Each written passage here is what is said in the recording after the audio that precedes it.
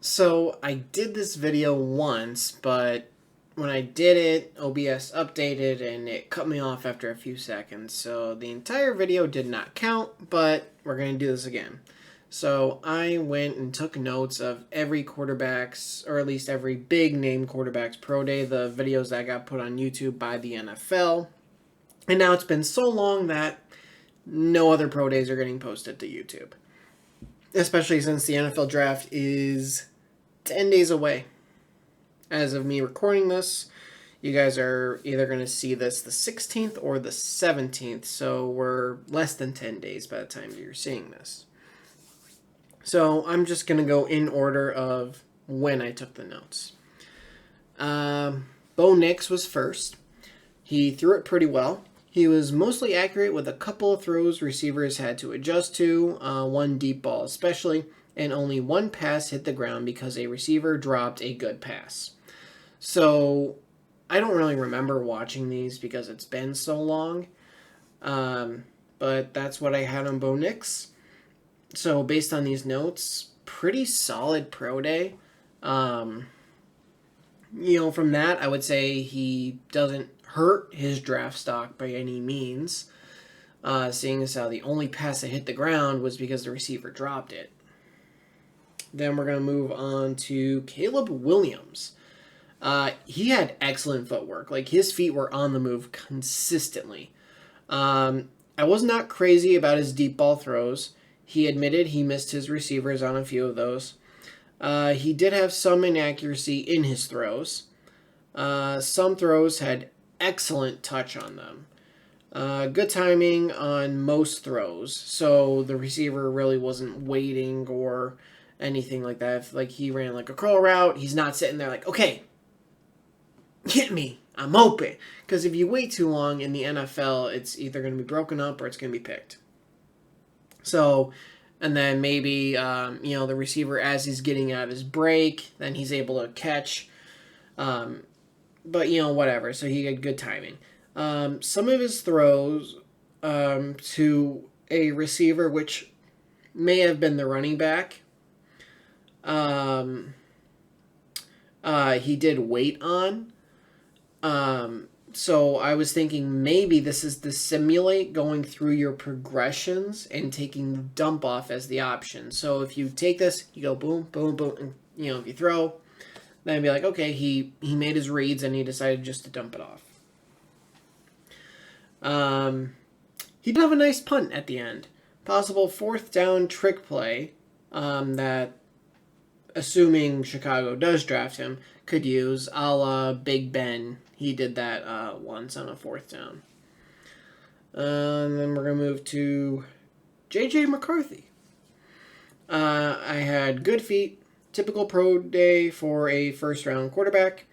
Accuracy declined on his deep throws. Did not get to see the result of a good amount of throws. Okay. So this was actually on his pro day and one other pro day that we'll get into. But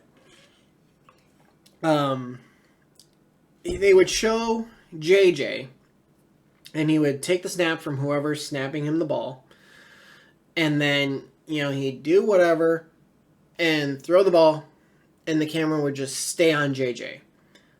So it's like, was it completed? Was it accurate? Like, what's the story?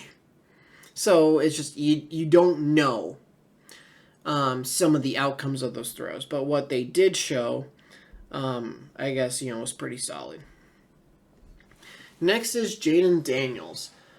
He needs to throw the ball sooner on the curl route and similar routes. NFL DBs will break up the pass or intercept the ball. This is what I was talking about with Caleb. Caleb, when he needed to throw the ball to get at the receiver, he did.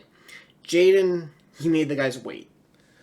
He overthrew receivers on a couple of the early deep balls, but he recovered well. He settled it in and he recovered. He was very light on his feet. So he had the motion of his feet, but he was just very light on them. Next, we'll get into Michael Penix Jr., and he was the other one where the camera just kind of stayed on him. Hardly saw any result of his throws. The few that were shown were pretty good. He had pretty good feet. He looked like he got to show off his arm too, so when the camera would stay on him, and you can see like if he like loads up for it, it's like okay, or if like he throws it and it's like, and the crowd's like, yeah, good job. Like okay, be like okay, that was a deep ball and it was completed. So you got to use a little bit of context. Heard he did very well, and he may have solidified himself as a first rounder. He ran sub 4.6 on the 40, which that was pretty unanimous. People, because everyone's stopwatch is going to be just a little bit different, but for the most part, people had him as like a 4.55 to 4.59-ish. So he was definitely sub 4.6. But he was actually disappointed in that time. He thought he could run somewhere in the 4.4. Now, is a 4.49 technically 4.4? Yeah, it doesn't mean you have to run 4.40, but 4.49 is technically a 4.4 time. Even it's stupid, but that's what it is. And then he also had a 36.5-inch vertical, so he was able to show off his athleticism as well as his throwing. Finally, Drake Maye. He struggled on a couple of the sideline throws pretty bad. There was one where he threw to his right, and I don't know if it went into the crowd and bounced, or if it just went past the crowd, but it hit the wall. Like, you heard it hit the wall. So whether it just hit the wall directly or bounced and then hit the wall, couldn't tell you. But he missed a couple of those sideline throws early on. His feet were moving, but it did not correlate to accuracy. And that's been the talk with Drake Maye, is that he needs to work on his feet and make sure that his lower half of the body can actually benefit his upper half of the body to therefore help his accuracy. He really did settle in as he went through the pro day, and he threw well, especially on the deep ball. He showed off his arm. He hit a guy 60 yards downfield in stride. He also threw it about 70 times, I think it was. So he definitely had an extensive pro day. And this isn't a Drake Maye note. This is a wide receiver note. But I had to add it in here. Shout out to the receiver who went up for one in the end zone. So, from what I can remember, Drake, he threw it to a guy, but he threw it high. And the guy, like, jumped up, full extension, just was able to rally it in. Whether he had to tip it to himself or just brought it down, I can't remember. But he made a phenomenal catch. And I can't even tell who it is because they don't have numbers or names on the shirts that they were wearing for the pro day. All I know is that he had a tattoo on his leg. That's all I remember. And he had longish hair. I do know that Drake Maye, he actually did something that wasn't mentioned in the other pro days. Doesn't mean they didn't do it, but it just wasn't mentioned. Is that he went from doing like longer throws or more field throws.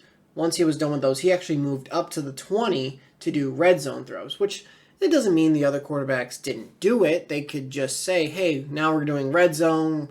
If I'm standing at like the 50, okay, the 30 is the goal line. You could do something like that. But he actually went up to the 20 and was doing red zone drills. So that is it for my pro day notes. Hopefully that this video, I see it. It's right here. It's recording. Hopefully this one works out. So I will have in the coming days a mock draft video coming out.